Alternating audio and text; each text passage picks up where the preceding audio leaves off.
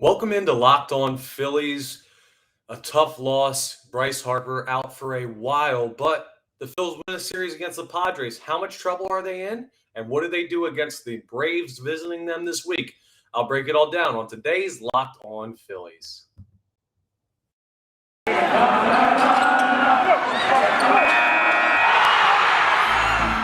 You are Locked On Phillies, your daily Philadelphia Phillies podcast. Part of the Locked On Podcast Network, your team every day.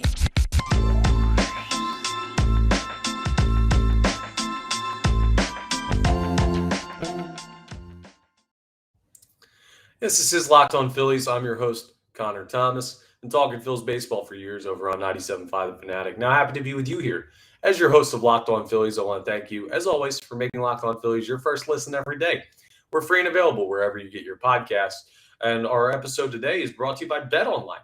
BetOnline has you covered this season. They've got more props, odds, and lines than ever before. BetOnline, where the games. What a weekend for the Philadelphia Phillies. If I just started off by telling you, well, they won 3 of 4 against the San Diego Padres, who are one of the best teams in baseball, you would have said, wow, awesome. Banner weekend for the Phillies. Great. You got to be so excited, Connor, coming to do this podcast today. And then I would tell you about the bad news of the weekend. Unfortunately, Bryce Harper gets hit in the hand. It almost looked like he got hit in the face initially by Blake Snell on Saturday night. Ball went up and in on him. Just couldn't get out of the way. Got lucky to get out of there without getting hit in the face. He's been hit in the face before. Did not this time, but caught his hand, and he has a broken finger. Gene Segura has a broken finger. He's going to be out for like 2 months. Bryce Harper, maybe it's 2 months. Maybe it's longer. It looked like a nasty injury. Bryce was in serious pain as he was trying to get up and walk off the field. Following that injury, it's a bad spot for the Philadelphia Phillies to be in. And the thing that I saw more than anything else after Bryce Harper went down with the injury and it was assumed that he was going to be out for an extended period of time, I saw that's it. The season's over. A lot of people on social media saying it. Heard a lot of people. I was out at a bar watching the game. A lot of people saying it there. Let me tell you right off the bat, the season is absolutely not over. Not by a long shot, not remotely, and there are plenty of reasons why the Philadelphia Phillies can still compete, even though they lost a big piece this weekend. Not the big piece, not Ryan Howard, who also had a major injury, thinking the Achilles tear back in 2010. But it's a big loss. Here's the benefits. Not necessarily of Bryce Harper going down. There's one fringe benefit of Bryce Harper being hurt, which is not a benefit at all when you lose a hitter that good. He's been the best hitter on planet Earth over the past year. But the DH spot was firmly Bryce Harper's. Now with Bryce Harper not in the DH spot, you can at least rotate some players who are hurting you fielding-wise and maybe have more versatility with the corner outfield spots. Maybe you can get Kyle Schwarber instead of a day off. He can stay hot and he can be the DH now rather than just having Bryce Harper in that spot every single day. It's somewhat of a benefit to have a little bit of versatility at the DH spot back open. Would I rather have Bryce Harper than any other option on this team at the DH spot? Absolutely. So that's why it's not a true benefit, but that's we're trying to find some silver linings here of this. That's the only one that's kind of the direct result of the injury. The other stuff is just constant that are not affected by Bryce Harper injury. First of all, the Phillies still have one of the 5 easiest schedules in all of baseball the rest of the way. They play significantly beatable teams. They've got a lot of games against the Nationals still to go. They've got games against the Pirates, the Cubs, the Red. They have so many teams on the schedule still that they look like they're significantly better than even without Bryce Harper, that there's no excuse for them to not continue to try and compete.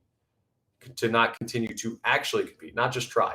And I know there is clearly a very big excuse, but this happens. Something else I want to bring up. I don't know if you remember this, Phillies fans, but there's a team called the Atlanta Braves. I think you're going to see them coming up tomorrow for a series that starts against Atlanta. We'll preview that in our next segment.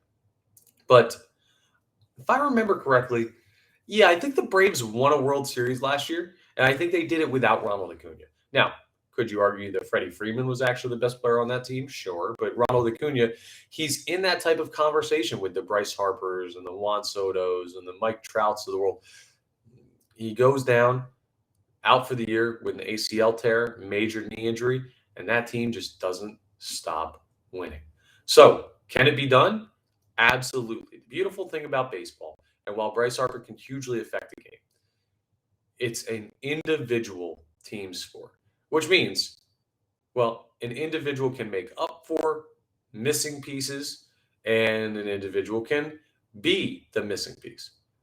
Bryce Harper can certainly take over a game at points. He's a huge reason why the Phillies are where they are right now and competing in the NL East again, competing for the wild card for sure. But other guys can cover for him. He's a small facet of the game, and you could be a huge part of it when you're playing really well. But with him out, other guys will still have a way to make up for it. And there's not like it's less like in basketball. If the Sixers are missing Joel Embiid, well, the whole dynamic of the team changes. In baseball, if you're missing a player, I mean, Kyle Schwarber's still going to bat leadoff. Rhys Hoskins is still going to bat second. Like, this is going to remain, like, the lineup is going to remain largely intact, and they're not reliant on Bryce Harper. Does he help? Sure. Reliant on him to do their jobs. So, some chance to make up for it there.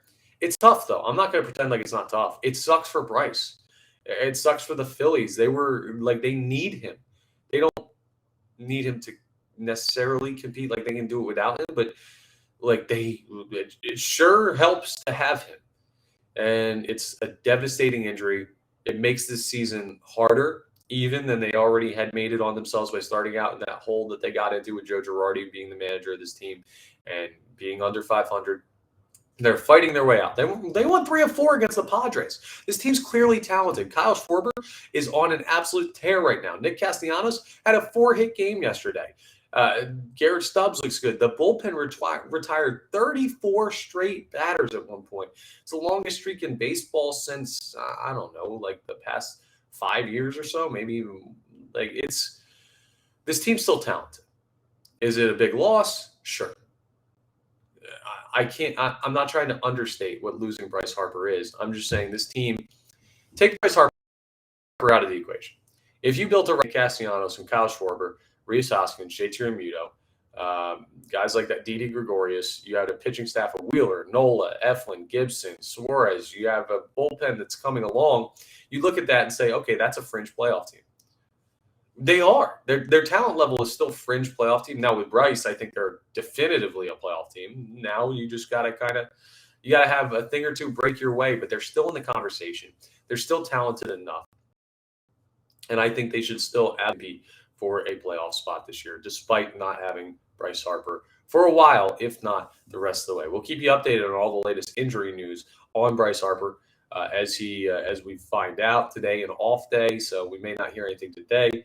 May hear something tomorrow. I know he's getting it checked out by other specialists, but we already know via X-ray that he's got a break in his thumb. So you're just going to have to hope that it's 6 weeks to 8 weeks rather than 4 or 5 months and major surgery and the season's over for him. So fingers crossed, but the Phils can absolutely still compete. And that's my point of this whole conversation surrounding the Bryce Harper injury.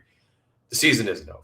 One other thing I do want to talk about before we move on, and yeah, a lot of good stuff in that San Diego Padres series. That's the biggest thing. That was the main thing that we want to talk about when recapping that. But for the Philadelphia Phillies and Bryce Harper, it was kind of a nice moment in that moment. So Bryce gets hit in the thumb. He immediately goes down. An up and in pitch by Blake Snell that clearly got away from him. No intent behind it. Just can't lose him up and in like that at the major league level. Bryce, after getting up and fighting through the pain, is livid and is screaming at Blake Snell, losing his mind, screaming at him about throwing that up and in on him. And Blake Snell was kind of like, man, I didn't mean to. Like, I'm not trying to go up and in on you. And Bryce takes a second, collects himself, and then yells back like, no, you're right. I know you didn't mean it. I'm just angry, like noticeably so, like understandably so, because dealing with a broken thumb, doesn't know how severe the injury is at that point, but I'm sure he could kind of tell. And he accepts fault for yelling at Blake Snell, knowing that he wasn't intentionally trying to do that. Blake Snell understands, tips his cap to him, understands why he was upset, and just a raw emotion that turns into understanding. We need more of that, not just in sports, but in the world in general. And it was a great moment. That's how things like that should be handled. It's a bad outcome for the Phillies, but I love how Bryce and Blake Snell both handled it. And yeah, it is what it is. Phillies have to move on now. And move on they will. The Atlanta Braves come to town for 3 games starting tomorrow, Tuesday night. Coming up next, we'll take a look, an overview of the series with the NL East, reigning NL East, the reigning World Series champions, we'll even call them. We'll give them that high honor, and what the Phillies have a chance to do at home against their NL East rivals coming up. First, though, I want to tell you about Athletic Greens. I got to tell you all about AG1. I use their product every single day. I started taking Athletic Greens because my diet has never really been all that good. I don't eat all that well. I need to find a way to get vitamins, minerals, nutrients, all of that stuff into my system. Athletic Greens is just one simple smoothie. You drop the stuff in the water, you get the nice personalized bottle from them, shake it up, drink it, and just like that, you're getting 75 high-quality vitamins, minerals, whole food source superfoods, probiotics, and adaptogens. Listen, I wake up at 4 a.m. every day to do morning sports talk radio. I need the right type of energy every day. I need the right type of nutrients. It's hard for me to get my meals in. Athletic Greens helps with all of this. It's a small micro habit with huge benefits. So one thing you can do every single day, it's easy. If I have the time, you've got the time. Every single day, you can do it to take care of yourself. Feel great. Keep that body in great shape. Keep your immune system in great shape. There's so many benefits to it, and it takes 5 minutes to do every morning. It's awesome. They did all the hard work for you, deciding what the right things are to put in your body. So to make it easy as well, Athletic Greens is also going to give you a free 1-year supply of immune-supporting vitamin D and 5 free travel packs with your first purchase. All you have to do is visit athleticgreens.com/MLB Network. Again, that's athleticgreens.com/MLB Network to take ownership over your health and pick up the ultimate daily nutritional insurance. All right, gentlemen, I don't know whether or not you're ready to pop the question. That's not for me to determine, but if you are, I got a great deal for you. If you're not, it's a great deal for you as well. You might just be celebrating a milestone moment, but you can find jewelry as unique as the woman you're trying to celebrate with the modern convenience of online shopping at BlueNile.com. Blue Nile has these really, really nice, convenient online tools where you can customize the ring exactly how you want it. You can choose diamond shape, size, clarity, the setting style, all of it. And if you don't know what you're doing, well, the handcrafting, it's going to be perfect. And they have a hotline. They've got experts on call 24/7, available via phone or chat to help you find a memorable gift at every budget and answer any questions you might have about, oh, she wants this. What does that mean? Or how do I get this to look the right way? They'll help you with all of it. The customer service is unmatched. They're awesome. And that's not just for engagement rings. Well, you can get bracelets, necklaces, earrings, maybe just not an engagement ring, but a special ring for her. Any of this stuff, fine everyday wear jewelry is also available. So go check out Blue Nile, and you can make your moment sparkle with their jewelry. And the best part, Locked On Sports listeners get $50 off purchases of $500 or more, including engagement. So use code Locked On. That's code Locked On. Plus, every order is insured, ships free, and arrives in discreet packaging that won't give away what's inside. So shop stress-free and find your forever piece. Go to BlueNile.com today. All right, the Philadelphia Phillies have a big 3-game set against the Atlanta Braves at home at Citizens Bank Park. Long road trip for the Phillies. Those 5 games in Washington were on the road. 2 games in Texas on the road. 4 in San Diego on the road. And, well, I mean, the Phils came out of that one pretty good in the win column. They won 4 against Washington, lost 1, 4-1 start. Lost against Texas, so it goes to 4-3. 3 against San Diego, 7-4. I'll take 7-4 on the road trip anytime, especially when 4 of those games are against the San Diego Padres. Now back home, an NL East matchup. The Atlanta Braves are here for 3 games starting Tuesday. A 7:05 start Tuesday, 7:05 Wednesday, and the rare 6:05 start about an hour earlier on Thursday. First, let's take a look at the NL East standings, just to give you an idea of how important this series is. You may feel like, well, the Braves, oh, they were so hot. They won 30 games in a row or something, it felt like. I think it was actually 14 that the streak ended up being for Atlanta. But they got to be way out in front of the Phillies, right?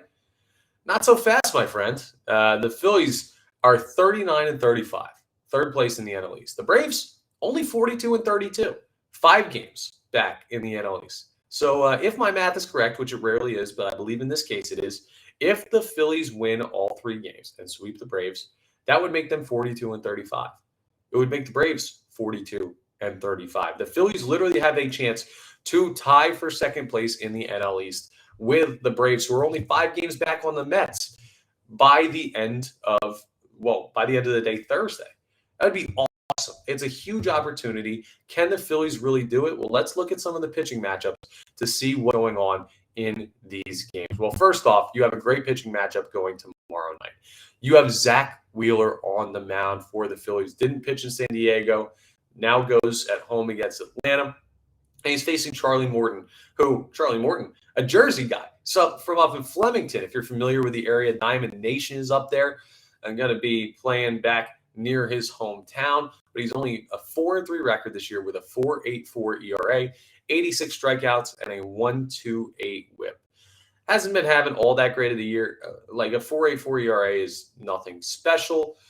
Looking at what he's done in some of his past couple games, which I'm going to go over to his game log here and take a peek at it. Last start for him was against the Cincinnati Reds. He won 7-6, but 2 runs, 2 earned against that Reds lineup. I mean, that's something that you can't really hang your hat on. And the ones before that, he gave up 5 runs in the game before that against the San Diego Padres, 4 runs against the Los Angeles Dodgers, 3 runs against the Cubs, and 5 runs the game prior to it against the Mets. He's had a rough stretch, and even though he won his last start against Cincinnati, it's just not the pitcher that Atlanta would like him to be so far this year. Advantage, Philadelphia Phillies, advantage, Zach Wheeler. That's just game 1, though. Ranger Suarez goes in game 2. And Ranger has still been having those command issues, but looked good the other night against Joe Musgrove and the San Diego Padres. Wins a tough pitching matchup there in that one in game 1 of the series. Well, he's facing off against Kyle Wright.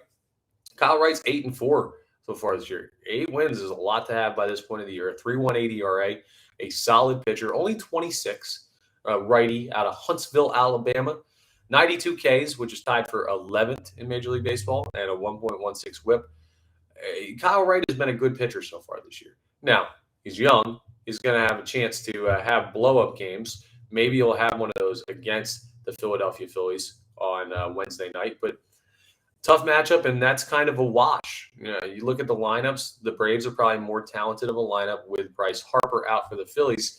That's the game I'd be worried about if I'm the Philadelphia Phillies when it comes to potentially losing one. And then Thursday, you got a great pitching matchup. You've got Aaron Nola going for the Philadelphia Phillies. And Nola has just been exceptional this year, especially considering what he looked like last year. You've got Ian Anderson, who, I mean, he's got major potential as a major league pitcher, but he's another guy, still young, 24 years old, 4.6 ERA, 65 Ks, 1.45 WHIP. I got to give the nod to Aaron Nola on that one as well. It's just there's 2 pitching matchups where you get Nola and Wheeler against 2 guys with ERAs in the mid-4s. Yeah, the Phillies have a real chance to dominate this series. They really do. It just matches up well for them pitching-wise. And with St. Louis looming, who's been pretty good in the NL Central, well, let's take advantage of this opportunity against the Atlanta Braves where you have some pitching matchups that seem to go in your favor. That's where the Phillies stand. And the lineup, well, yeah, the Braves are good. The Braves have a strong lineup, and all of the Phillies hitting leaders, besides Kyle Schwarber, who just hit his 21st home run of the year yesterday against San Diego. Bryce Harper is their leader for everything else, and he's no longer playing. The lineup is going to be the tough part. The offense, we'll have to see how it holds up without Bryce Harper, but they've got a chance based on the pitching matchups and everything like that. So, hey, opportunity. Go take advantage of it. This is part of what I'm saying. They still have chances even without Bryce Harper. So, fingers crossed they'll get it done, and it'll be a fun series to watch over the next couple of days. Now, coming up, well, we got to do off the poll. Got to get you a poll question, and I have something, of course, dealing with the Bryce Harper injury. We'll discuss in just a second as we wrap up today's episode of Locked On Phillies. All right, let me tell you about our title sponsor, BetOnline. BetOnline.net is your number one source for all of your betting needs and sports info. You can find all the latest sports developments, league reviews, and news, including this year's NHL playoffs and Major League Baseball. BetOnline is your continued source for all of your sporting wagering information, including live betting, esports, and scores. And BetOnline.net remains the best spot for all of your sports scores, podcasts, and news this season. BetOnline.net, they're the fastest and easiest way to check in on all your favorite sports and events, including MMA, boxing, and even golf. They've got everything. So head to the website today or use your mobile device to learn more about the trends and action. BetOnline, it's where the games start. Okay, it's time for Off the Pole. Now, if you're not familiar with Off the Pole, we do it every weekend. A little bit late on it this week because some interesting timing of the schedule. The off day today fit better to go ahead and do it here. Off the Poll, though, is where we place a Twitter question, a poll out there to all of you so I can have you respond. I get kind of the pulse of the fan base, see how you're feeling. And then tomorrow's episode, final segment, will be me responding to what you say to the Twitter poll I'll put out today. So without further ado, our Off the Poll question for today. Bryce Harper, obviously gone for the year, right? We know this, or not gone for the year. I'm sorry if I just gave you a heart attack. Possibly, but a long-term injury out of Bryce Harper. Gone for a while. Let's just say we're going to live in a hypothetical world here, okay? If Bryce Harper is indeed out for the season, is the Philadelphia Phillies season over? Simple, yes or no. I want to know where the emotions of the fan base are at right now. Maybe you feel like after what we saw in San Diego without Bryce Harper in the last two games, or part of Saturday's game after he got hurt, and then without him Sunday's game, maybe you think this team can still compete. I do. That's where I stand. But I'm and this kind of cheating because normally I respond and I tell you what I feel the day after the results come out. But you've already heard me say that. I'll give you my thoughts on what the fan base is thinking based on how you respond to the poll. But that's our poll question. You can find it on Twitter at LO_Phillies. I'll retweet it from @ConnorThomas975, which is my personal account. If Bryce Harper is done for the season, is the Philadelphia Phillies season over? I'm just interested to see where the emotion is because there's a lot of what we call Negadelphians who are always waiting for the worst case scenario or imagining that's what's going to happen. They exist out there. They're a portion of the fan base, and they're doomsayers, I guess. So I want to see how many of them are really out there and see if positivity actually prevails. It'll tell me a lot about how this fan base is going to handle the next couple months of Phillies baseball without Bryce Harper. So go ahead and respond to that. I'll have the responses on tomorrow's episode. We can jump in on that. And yes, by the way, I haven't mentioned it yet. Rocking the mustache, if you're watching on YouTube. The mustache is going to stay for a while. I don't know. Just felt like I needed to switch up this beautiful Hawaiian shirt. I look like the Phillies version of Magnum P.I.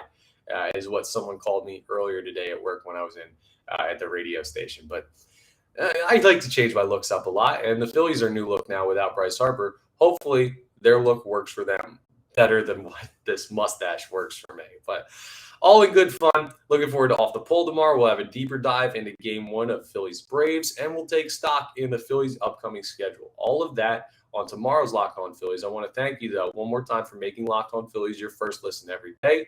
Free and available forever, wherever you get your podcast. Now make your second listen Locked On MLB Prospects. Lindsey Crosby, we've done crossovers before. He's awesome. He's a prospect encyclopedia, and he's going deep on the MLB stars of tomorrow. It's free and available wherever you get your podcast. Make sure you check out Lindsey's work over there. And please rate, review, subscribe, all that good stuff on the YouTube channel, wherever you get your podcast. Help out Locked On Phillies to continue to grow as a show. I always really appreciate it. But that's all the time I've got for you today, and I will talk to all of you tomorrow.